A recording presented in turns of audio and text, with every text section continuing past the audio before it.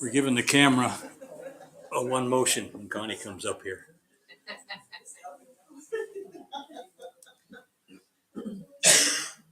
Ready?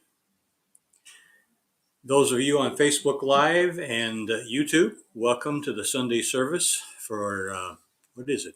March 10th, 2024 at the Home Spiritual Center. Our opening prayer. What if tomorrow is your day and there is a miracle with your name on it, with a resolution to all your problems? If you could see what is happening behind the solution, you would be amazed. So, what is preventing this miracle from being? It's your time to be that light worker we keep talking about.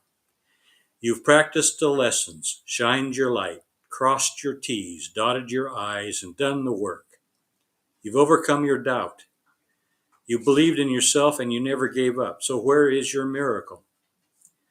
The blessings of the universe are behind your spiritual door.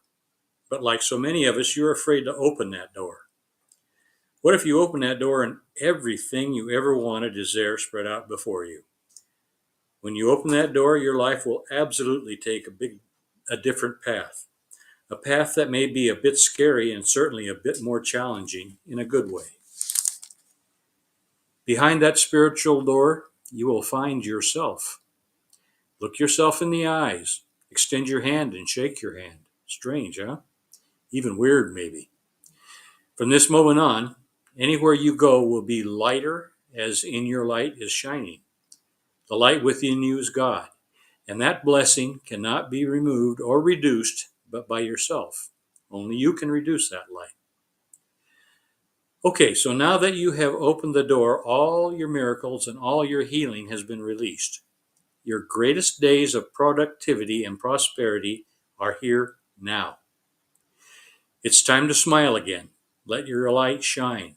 Realize you are not alone.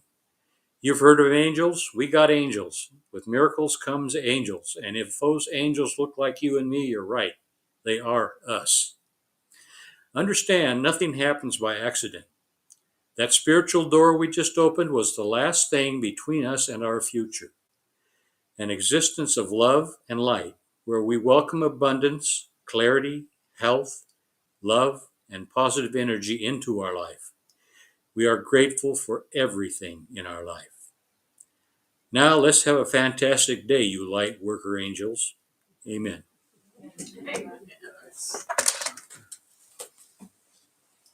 I'll turn the podium over to Connie, Reverend Connie. Oops. Sorry.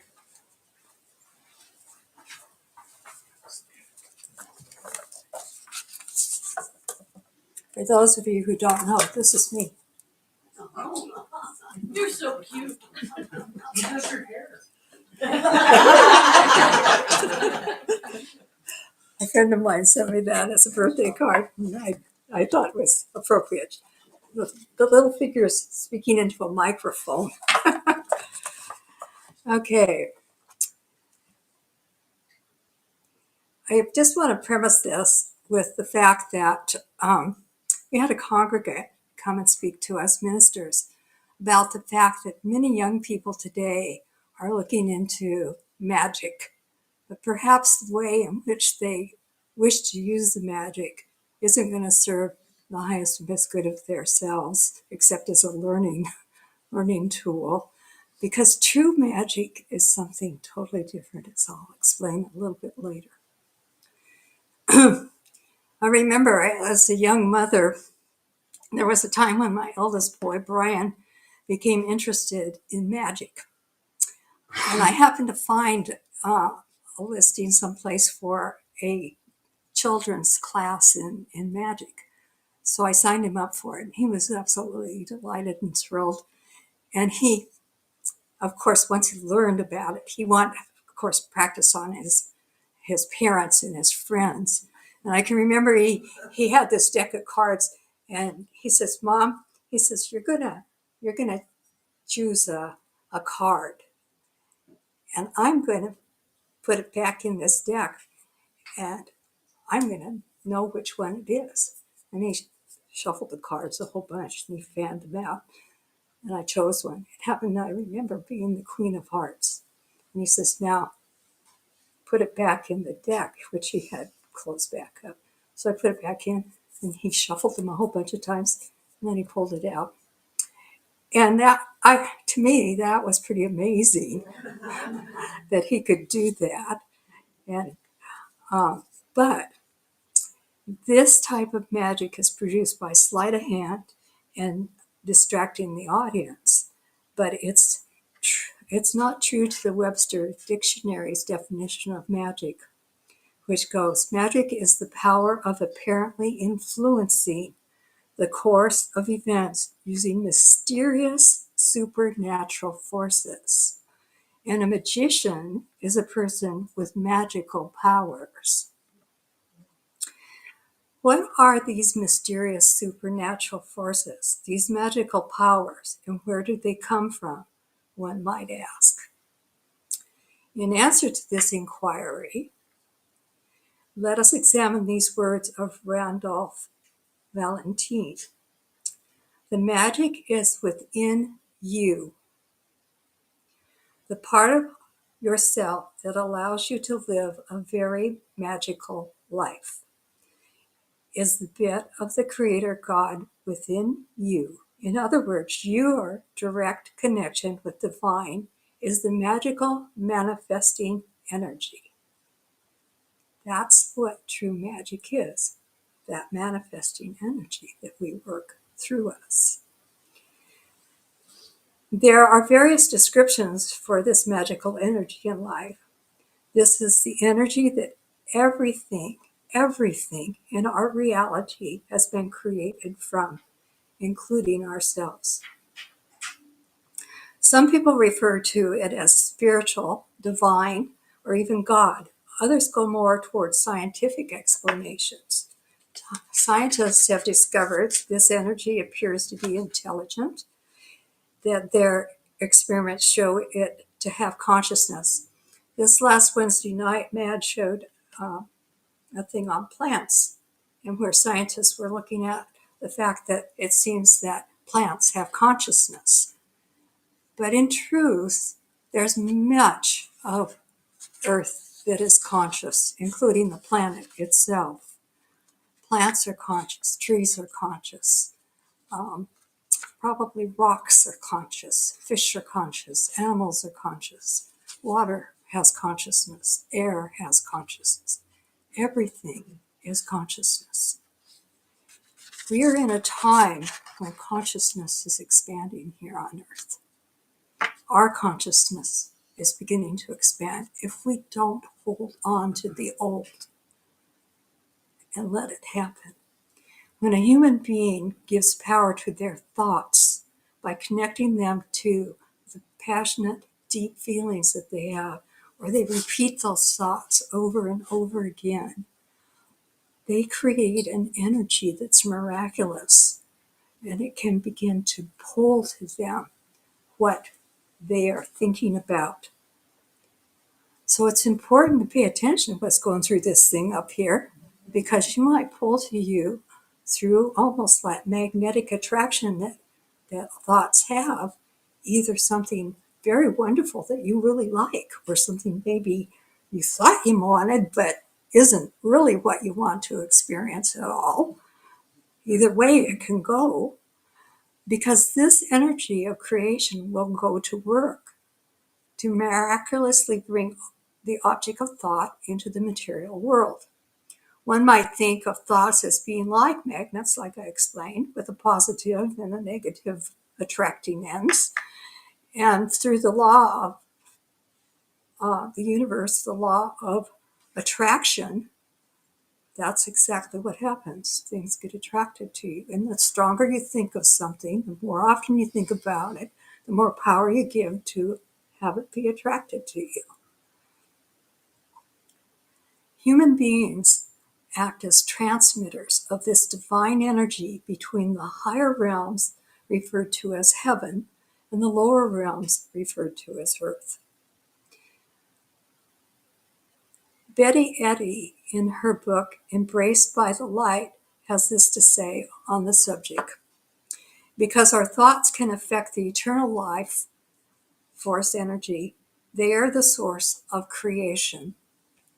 All creation begins in the mind and must be thought first. It doesn't really begin in the brain. The brain is an instrument that we use, but the mind. And I know in the teachings of Ernest Holmes, he depicted it as this was a smaller mind, which we have, and then there's the greater mind, which we call Creator God. So our Bible talks about how God created through the power of word. Well, what's behind word? Thought. If we were made in the image of the Creator, how do we create?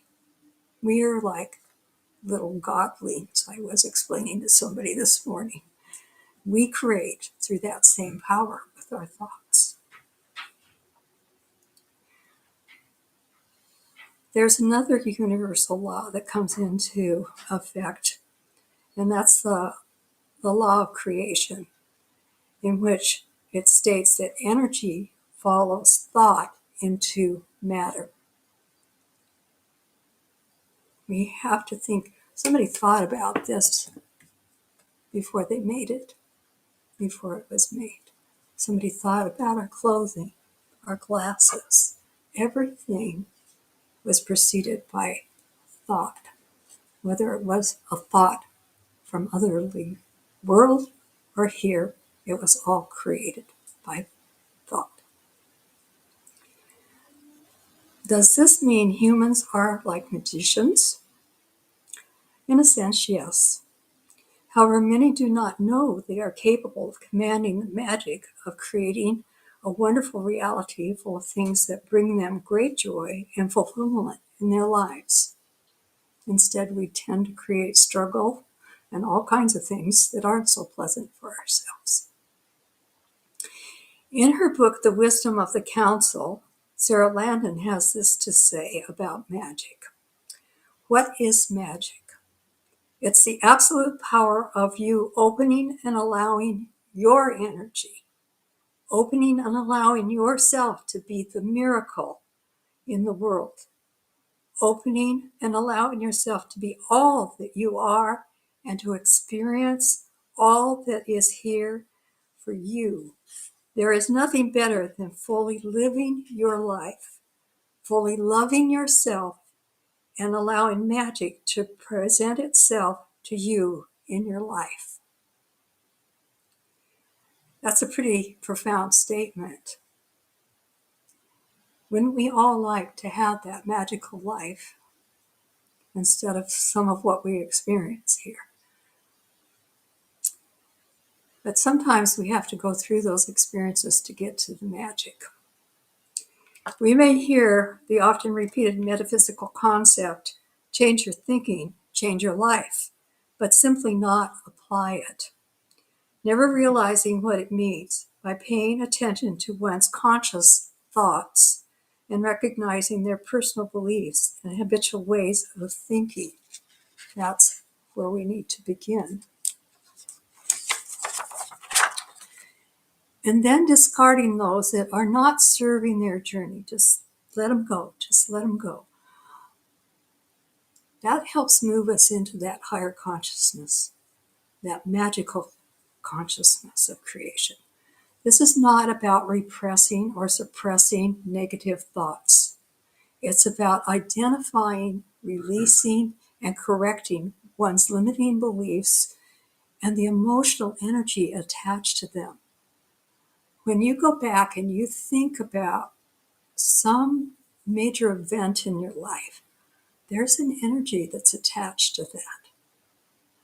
And when we have things that we face in the outer world that maybe we don't want to take in, we stick them into a storage bank called the subconscious mind.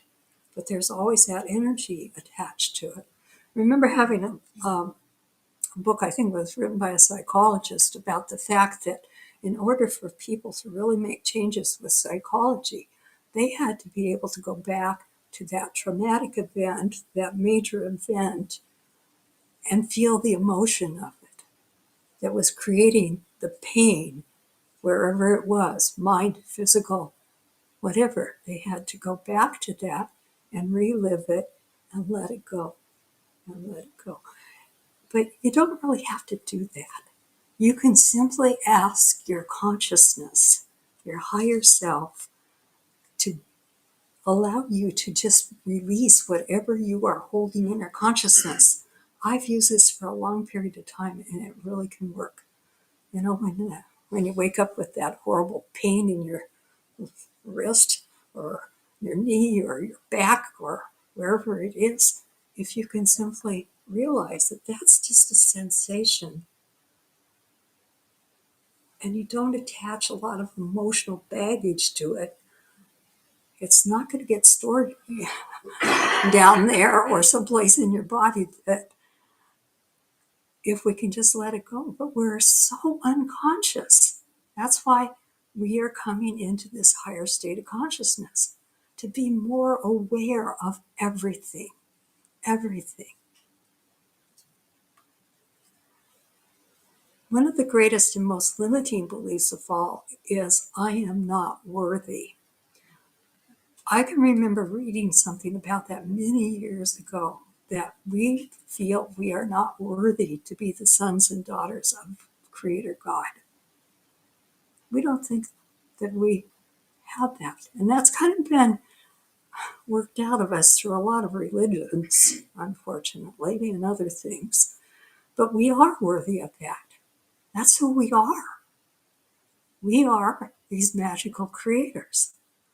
This comes from not remembering who we truly are and the power that we have to create the reality that we truly want to experience. What is a human being? They are a creation of biological embodiment and an indwelling soul or spirit.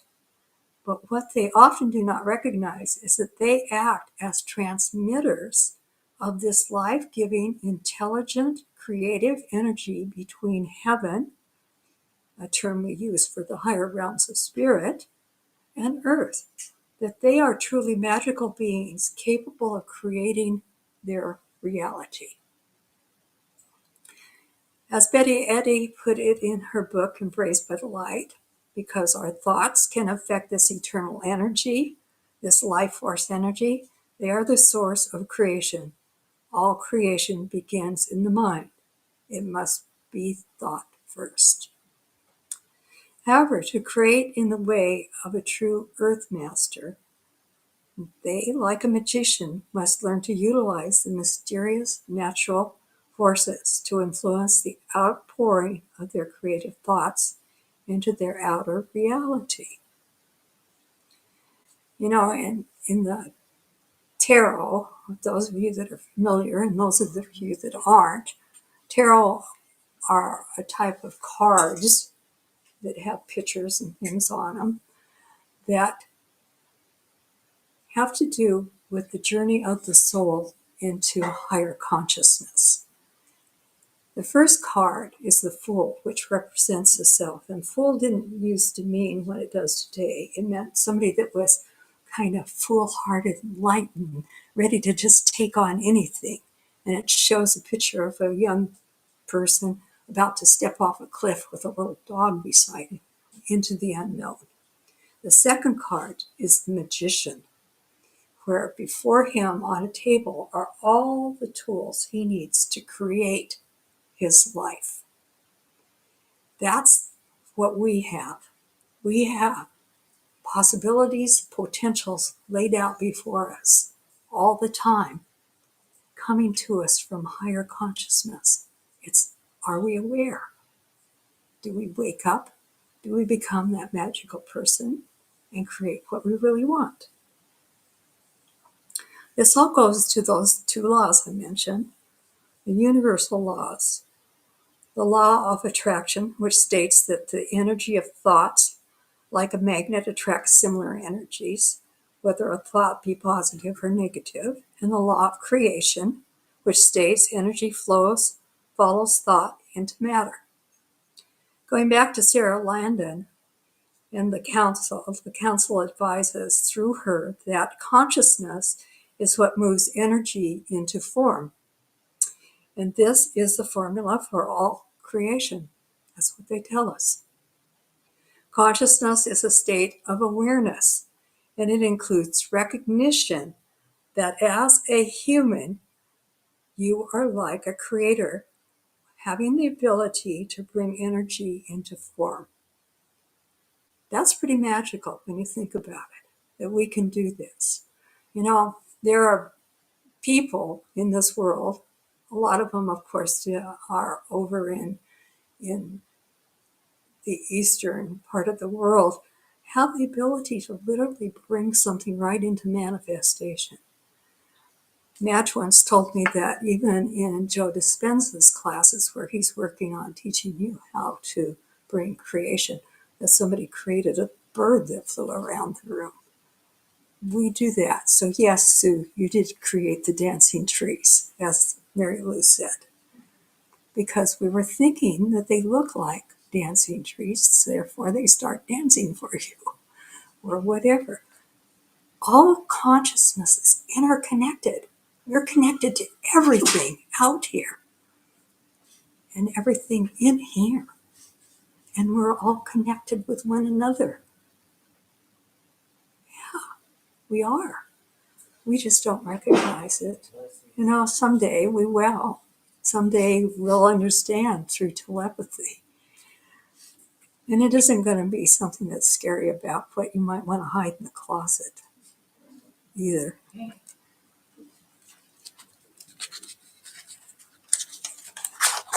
Most of humanity has rules, a basic set of doctrines that they live by.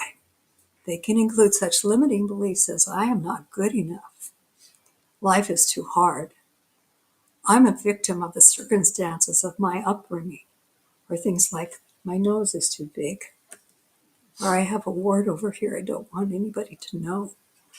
No one likes me, I am unlovable, etc., etc. We all have them. Yeah. However, these beliefs do not have to run a person's life.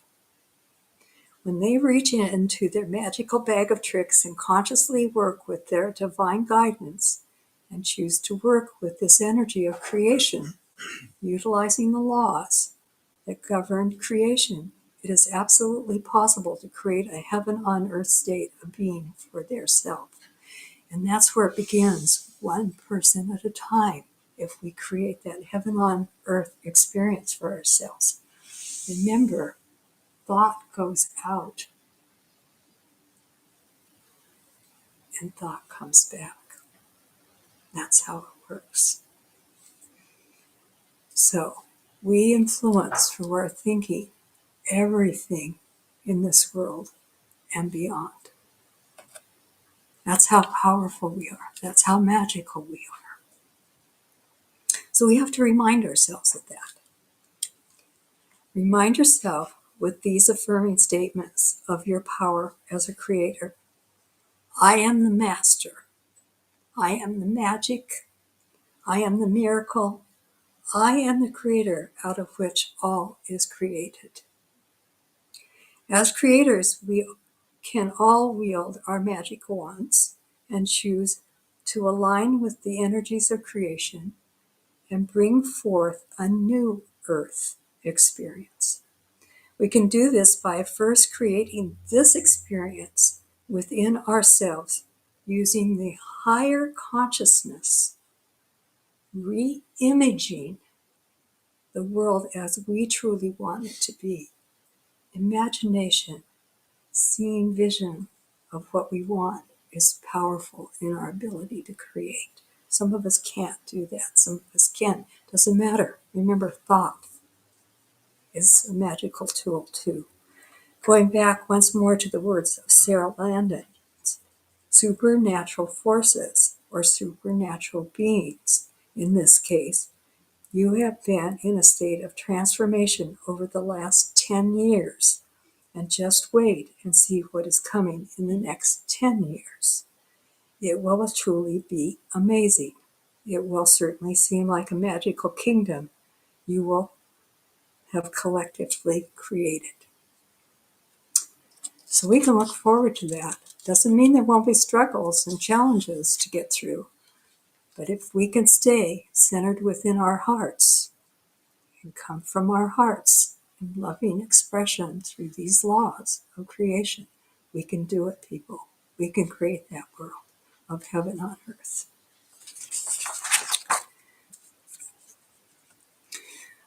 I'm going to switch over and to something where we're going to kind of just listen to this, and you can close your eyes if you want. You can take a few deep breaths to kind of center yourself to listen. This comes from a little book that I once received at one of our Christmas things that was called 1 Minute Wisdom. It's kind of 1 minute wisdom from the Guru. And the first one was titled Miracles. A man traveled land and sea to check for himself the master's extraordinary fame. What miracles has the master worked, he said to a disciple. Well, there are miracles and miracles. In your land, it is regarded as a miracle if God does someone's will. In our country, it is regarded as a miracle if someone does the will of God. That was one. The next one was escape. The master became a legend in his lifetime. It was said God once sought his advice. I want to play a game of hide and seek with mankind, he said. I've asked my angels what the best place to hide in, and some say the depth of the ocean, others the top of the highest mountain, others still the far side of the moon, or even a star. What do you suggest? And the master said, hide in the human heart. That's the last place they will think of. And that's exactly where it's hidden, and that is where our soul exists, behind the heart. What are we being asked to do these days? Open our heart center, which is not just your human heart, but an energy center within ourselves, where we receive the downpouring of love and light that we can bring into this world. Yeah.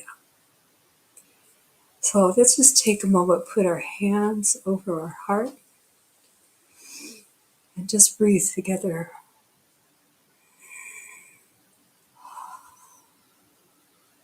Just letting all the worries and concerns of the world go. One more time.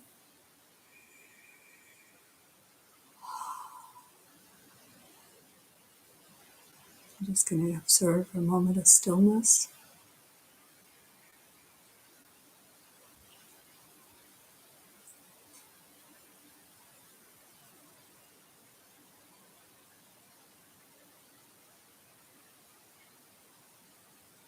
And when you're ready, begin to come back. Come back and feel into your body, wiggle your toes. Take a deep breath in. Come back.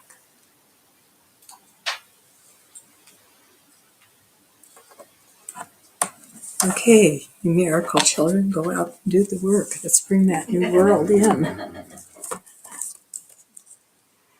And next, we're going to go into, as soon as I find my directions,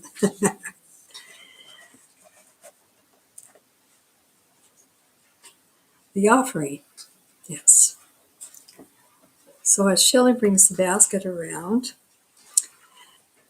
we're going to first take our gifts into our hands, whatever they may be.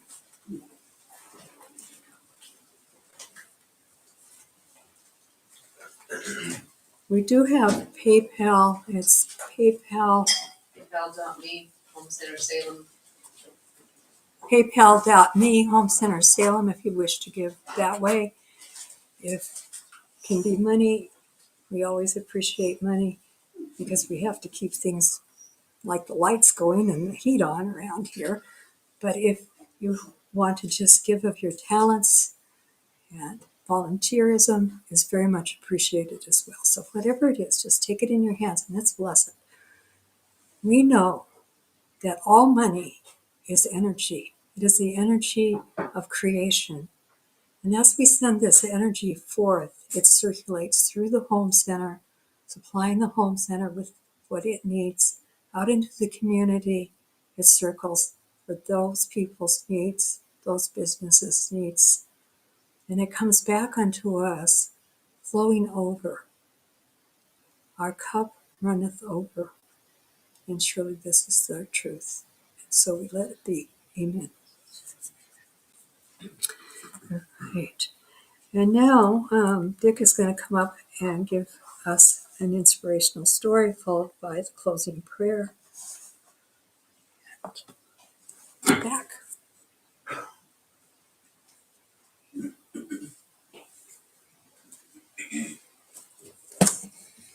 Well, I don't know about the inspirational story, but I have something to say. I'm so surprised. My closing statement is from The World According to Dick. What do I do when sometimes I find myself unable to cope with life? Instead of feeling grateful, I get bogged down by the responsibilities I have accepted. I want to be alive. I want to be loved. I want to enjoy life, but I find myself consumed with frustration and worry. I want to express love, be the light, but in practice, I'm always too tired or too busy. Circumstances never seem to be ideal. I also know that the one thing that makes life worthwhile is living and expressing love. So I wonder, how do I pray when things aren't perfect? How do I put aside all of the weights and emotions that tangle me up and hold me back? And how can I demonstrate to myself the reality that if I spend time in meditation and prayer, things do get better? I will get better. And now our prayer. Regardless of what we think of ourselves or what others think of us, the truth about us is deep down inside, beyond any childhood scars or traumas, beyond any lack of education or past failures. Beneath all of that outer dressing is the real you, the real us. Strong, capable, wise, and worth loving. We are unique and loving individuals. You are in the process of awakening to your true potential. The awakening process at times is tedious, even seems hopeless. It sometimes seems too much to bear, too discouraging. But know this, while we may fail when trying to go it alone, the power and intelligence, make that love, of God in our hearts will not fail, cannot fail. We will succeed as we rely on our God power, moment by moment, one day at a time. Forgive yourself, forgive others, and release the past. Once you have completed these things, hold firm to this idea. Your creation is birthing all around you. It's time to go with the flow. Be grateful. Be love. Be light. Be. Amen. And God bless the cameraman for he sneezed a while ago. All right, all you people in YouTube and Facebook Live, that's the end of our service for this day. We appreciated you tuning in with us. We'll see you next week. Home Center out.